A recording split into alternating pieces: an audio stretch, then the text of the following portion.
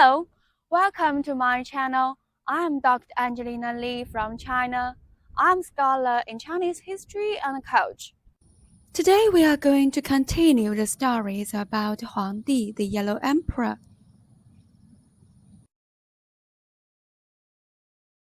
When Huangdi grew up, he left his father.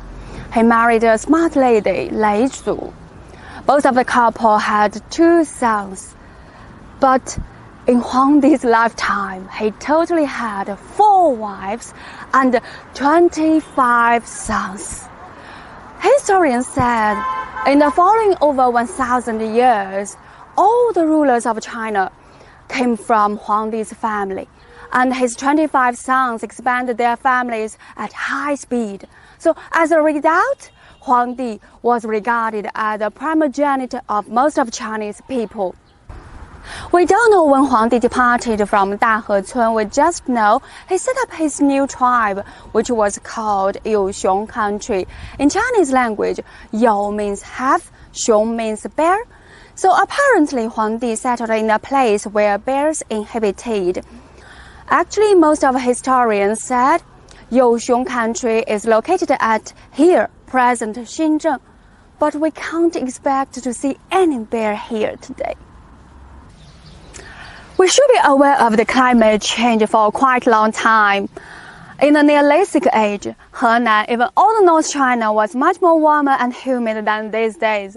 So, if you visit Zhengzhou or Xinzheng during that time, you will see the scenery belonging to a subtropical zone, a vast land covered with thick primeval forest and swamps. So perhaps we can imagine a time portal taking us to the early version Henan.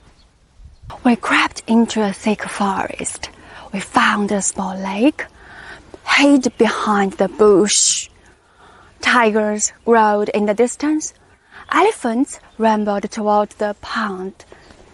Peacocks show off their feathers at lakeside. Crocodiles swim under the water.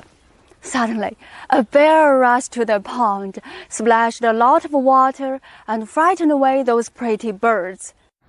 Apparently, Huangdi boasted a beautiful home.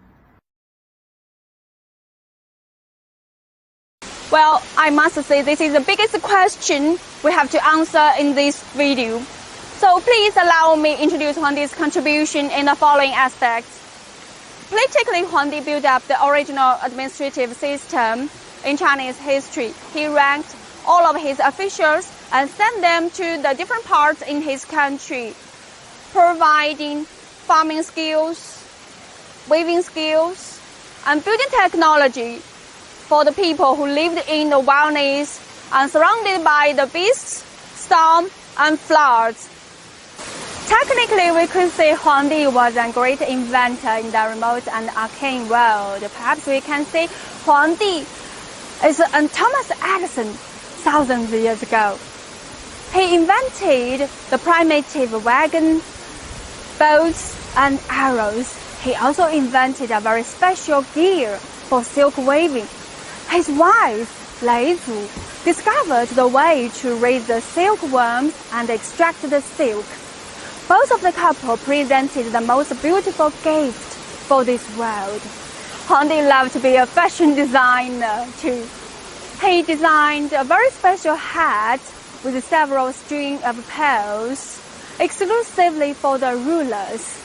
He also designed a special clothes style for early Chinese people, including a short top and a long skirt, both for men and women. His followers also did great jobs. A general, Feng Hou, created a fantastic technical device, a wagon with a small wooden person standing on it. The person's finger could always point to the same direction. Wherever the wagon went, the direction never changed. It's a sort of a compass, not working on magnet field, but a differential motion between wheel gears. Perhaps many people just take this gear as something only exists in the imagination. But I hope this great artwork from a young Chinese artist, Mr. Lu Lei, could convince you that the compass wagon in our story does appear and work in the real world. His official musician, Lun Ling, discovered the early Chinese music temperament and invented several bamboo wind music instruments. Lun Ling also composed one of the earliest performances incorporated dance and music, Xianchi. In Chinese myth, Xianchi is the pool where the sun takes bath. However, it's really pity nobody knows how to perform and dance Xianchi now. We just know this performance aiming to spread and memorize Huangdi's achievements forever. In Huangdi's dream team, the most outstanding one should be a historian, Tang Jie, the person who was believed as the creator of Chinese characters, one of the oldest writing systems in the world. About this, we have a funny story. It goes like this. One early morning, it was drizzling. Tang Jie happened to notice the footprints left by birds and beasts on the muddy road. A great idea struck him at that moment. He found perhaps those different prints could represent human, animals, plantings, almost everything at that time. This is a unique moment belonging to Tang Jie. Since then, Chinese pictograph came into the world. It seems that Huangdi and all his officials served as the singularity in Chinese history, ignited the Big Bang of civilization more than 5,000 years ago. Apparently, Huangdi must be very busy as any political leader in modern time. But we shouldn't forget Huangdi didn't have anything like computers, smartphones, or ChatGPT 4 or 5, which we are not sure friend for currently. But when you hear the next part, you will understand all of these administrative works and great inventions just occupied half of his agenda. Militarily, Huangdi was a very famous commander. In his lifetime, he fought dozens of wars. We can't ignore a truth that is, numerous tribes scattered on the vast land in China during that time. They often fought against each other for the territory and the living resources. Huangdi and all his soldiers gained fame through a lot of military actions. His tribe turned to be one of the two largest states at that time. You know, we have mentioned these two giants. You know the right one, the younger one, is Huangdi. Here is the question, who is the left one, the elder one?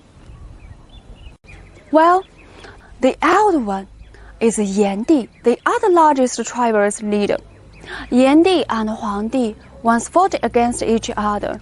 At last, Huangdi failed, but Huangdi chose to make a peace deal with Huangdi.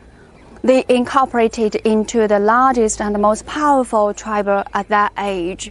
So this is why we call all of Chinese people as Yan and Huang's descendants now. But not every victory came easy. Hey guys, so glad to meet you online. I'm here only to share with you some stories.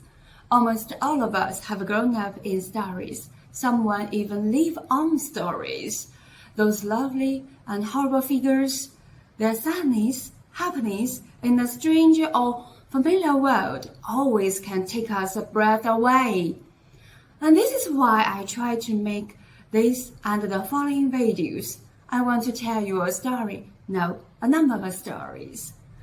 When I was concluding the first video about Huangdi, the passing meteor shower have passed across the sky. I wonder about those shooting stars stories, if as mysterious as any historical figure in human history. So do you, I believe. Hopefully you will like my videos and subscribe to my channel. If you have any question, please leave it in the below comment area. Thank you for your time. See you soon and bye.